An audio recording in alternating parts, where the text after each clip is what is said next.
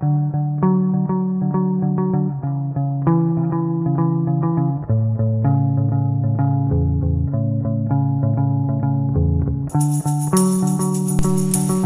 Monday, Flosstube. Take two. Take two. So we recorded our video.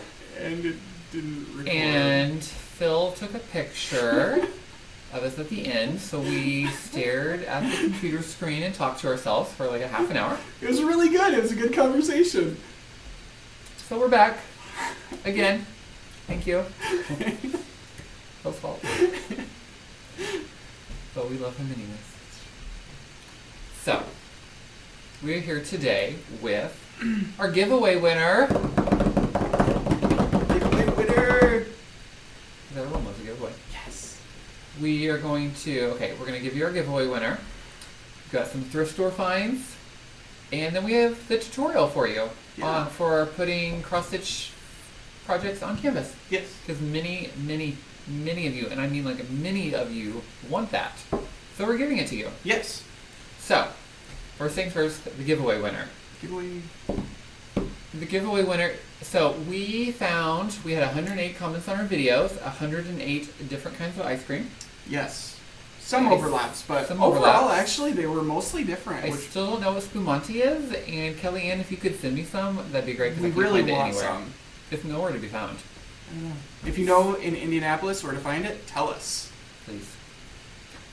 So we just found a number generator online, and you did 1 to 108, went down, found the 35th comment, because that's the number we got, and Cindy's Cross Stitch, you are the winner. Yay, Cindy's Cross Stitch! Yay! I don't remember what kind of ice cream you like, but I'm sure it's delicious.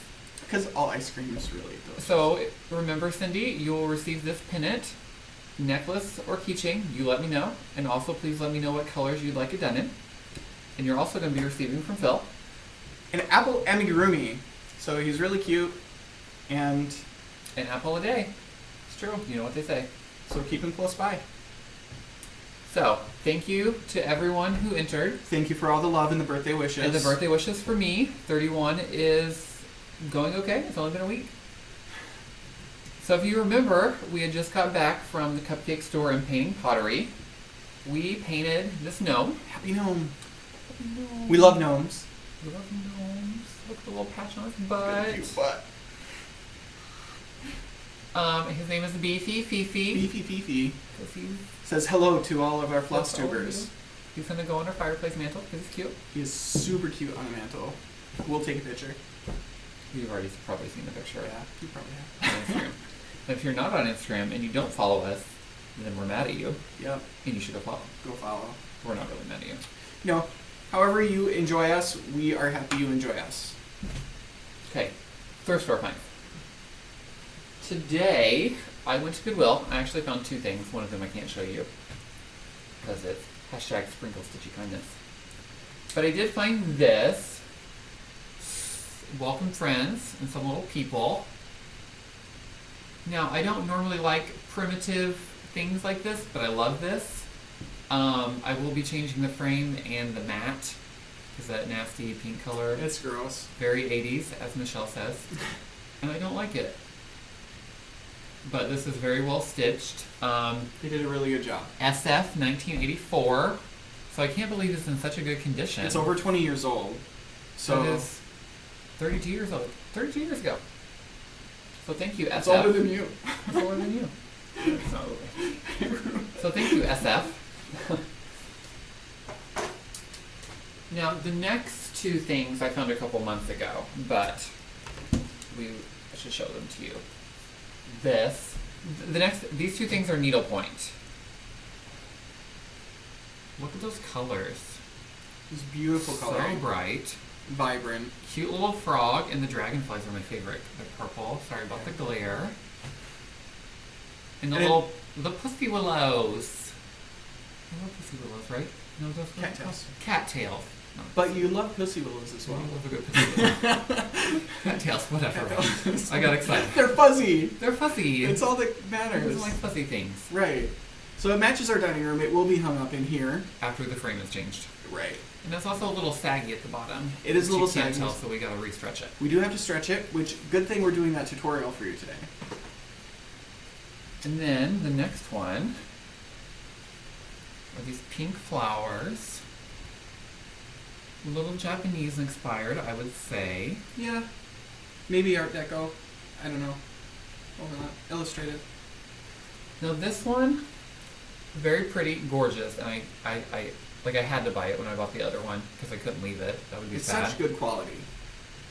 Not really our style. Don't particularly want to keep this. And I would hate for it just to sit in my closet forever. So if any of you are really into this needlepoint and you would like it, willing to sell or willing to trade any, cross stitch patterns or anything, We love a good art trade. hit us up. Love a good art trade.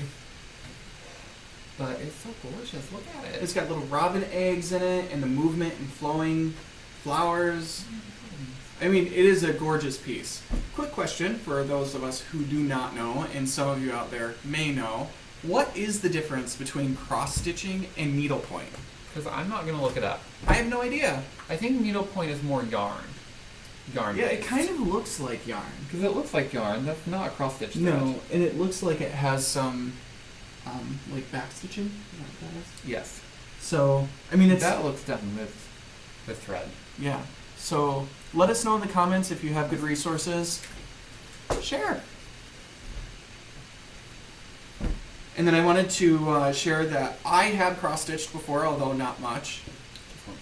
Well, twice if you count high school. Doesn't count. It doesn't count. A little bit. But it was really bad, so I'm going to say it probably doesn't count.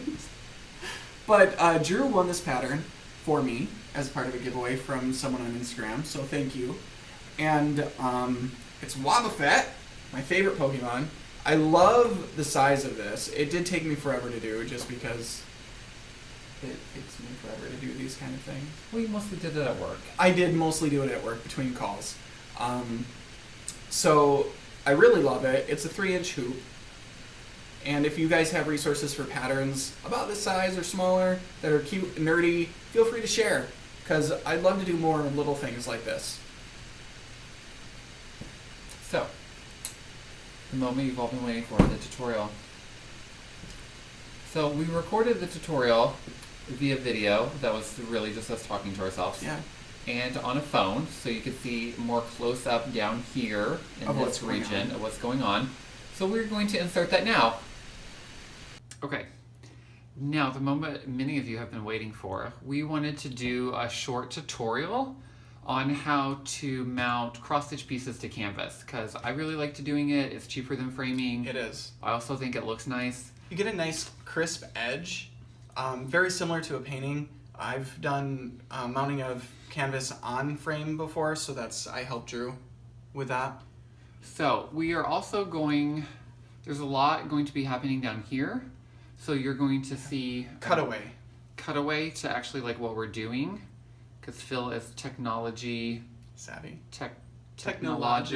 savvy, and I'm not. So, but I had a finish last week, so I'm going to show you. I finished the frosted pumpkin cactus party. I'm short. There was a border up here and a border down here, and I didn't do that just because I just need the cactuses. And it looks cleaner to me. And it looks cleaner than the added border. So that is what we are going to be doing. So first, take a piece of cross stitch. Lay it down, face down. And you find a canvas of the appropriate size.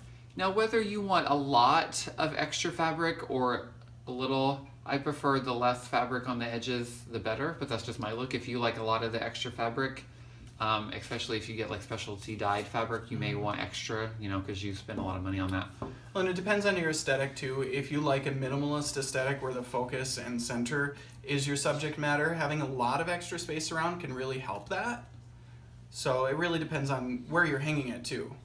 So take your fabric in your canvas and you just find how you want it, center your thing. Now what I like to do is once I find the center, place it face down and just outline it with a pencil That way, whenever you go to staple it on the back, you can just easily, like, you don't have to worry about, like, oh, it's flimsy and it came off and it moved.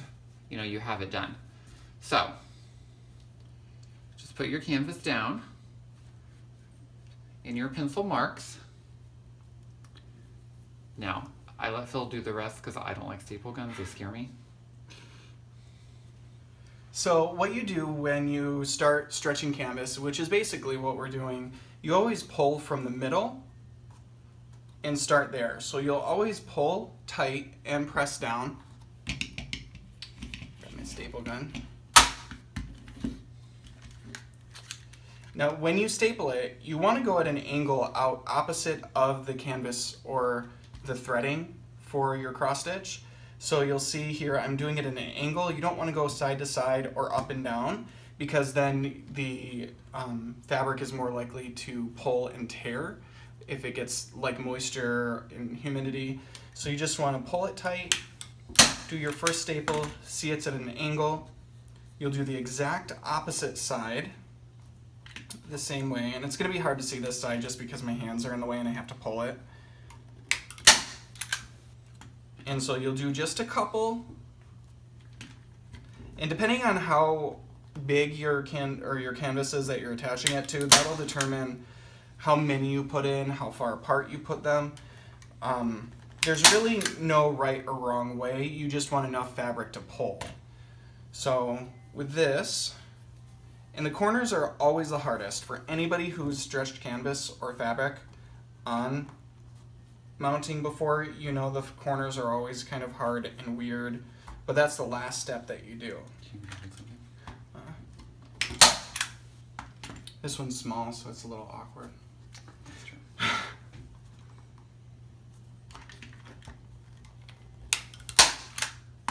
So you see, we have 2, 1, 2, kind of pulls it taut. So what I'm going to do is just kind of even it out. You want the same amount of tension across the piece, otherwise you're going to get wrinkles, which will totally detract from the point of mounting it to canvas. And there ain't no cream that will fix those wrinkles. There ain't no cream that'll fix those wrinkles. What? There's not. Yeah, I know.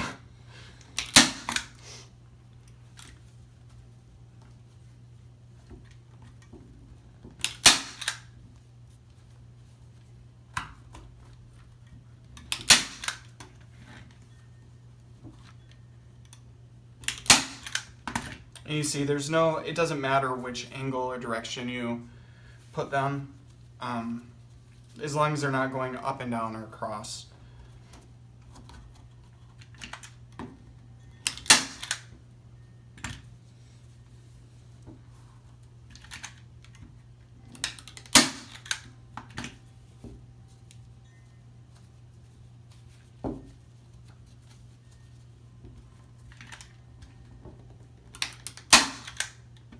And before I get to the corners, I'll show you all how it looks close up. In the corners, you just kind of fold in.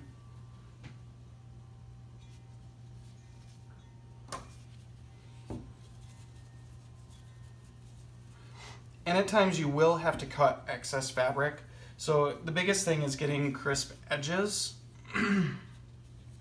and not getting odd folds in them. So you want to, and it's just going to be easier to go down this way, I think. You want to try and line up the edge of your fabric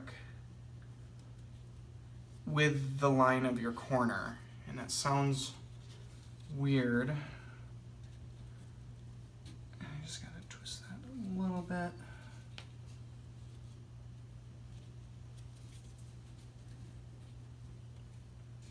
And you're going to have little bumps. It's not going to be perfectly smooth, but you'll see kind of like this. Like this.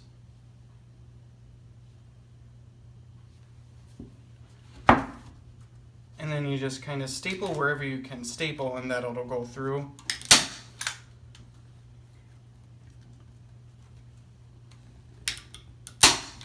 And then we're going to trim this excess fabric off so that it's not in the way and not bunched up. So this will just take a second to do all of these.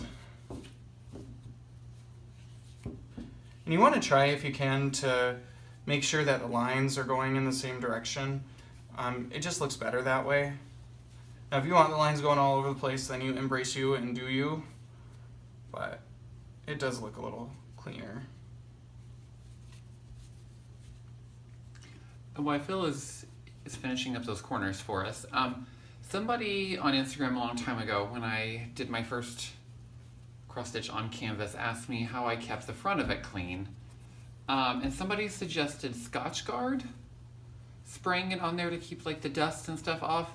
I've never Scotch guarded anything in my life, let alone a cross stitch piece.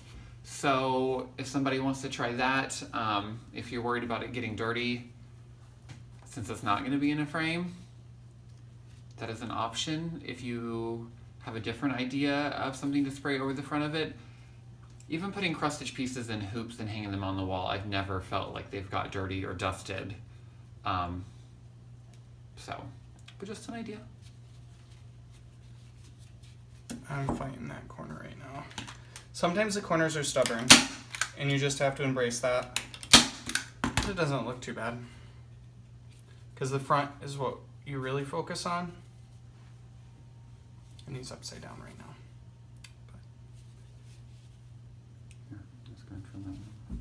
Okay, so let's pretend all the corners are done. After you get all the corners done, you just want to take your excess fabric on the back of the corners and just snip it right off. Because it won't lay on the wall as well. It'll kind of protrude out and look bunched up, and you don't want that look. Unless you're into that look. You might be. You like that floating art installation. And you can always trim the corners before you staple them down. The biggest thing with doing that is you need to make sure you have enough fabric that you can pull it tight to staple. If you don't, then it's going to be really loose. And then you just trim all the excess fabric off, and we'll just pretend like it's fully done. And then you have your little canvas. Ta-da! Ta-da! Super simple, super easy. Any of you have any more questions or need more explaining, totally hit us up. Leave a comment, down below. message us on Instagram at Weasley Studios or on Facebook at Weasley Studios. Okay, thanks for watching. So this is the final result of the Cactus Party by the Frosted Pumpkin Stitchery. You can see that the edges are really square. When you turn it, you'll see a little bit of a wrinkle just at the back edge. It's really hard on smaller pieces like this to get it completely crisp just because of the size and tension of the fabric. So if you get those little wrinkles just on the back edge, don't worry. But if you get them up here, you'll want to pull tighter.